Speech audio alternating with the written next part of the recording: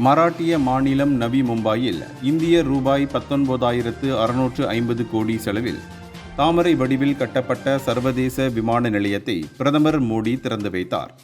இதையடுத்து பேசிய பிரதமர் மோடி, ஹவாயி செருப்பு போடும் சாதாரண மக்களும் விமானத்தில் பறக்க வேண்டும் என்று 2014 நான் கனவு கண்டேன். இதை நிறைவேற்ற நாடு முழுக்க பல விமான நிலையங்களை கட்ட வேண்டியது முக்கியம் என உணர்ந்தேன். 2014ஆம் ஆண்டில் இந்தியாவில் 74 விமான நிலையங்களே இருந்தன.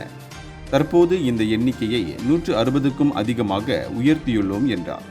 நவி மும்பை விமான நிலையம் ஆசியாவின் மிகப்பெரிய இணைப்பு மையமாக இருக்கும். இன்று மும்பை முழுவதும் எளிதாக பயணிக்க நகரம் முழுவதும் நிலத்திற்கு அடியே செல்லும் மெட்ரோ சேவையும் தொடங்கப்பட்டுள்ளது. மும்பை போன்ற ஒரு நகரத்தில் இவ்வளவு கவனமாக கட்டுமானத்துடன் நிலத்தடி மெட்ரோவை தொடங்குவது ஒரு பெரிய சாதனை என்றும் அவர் குறிப்பிட்டார்.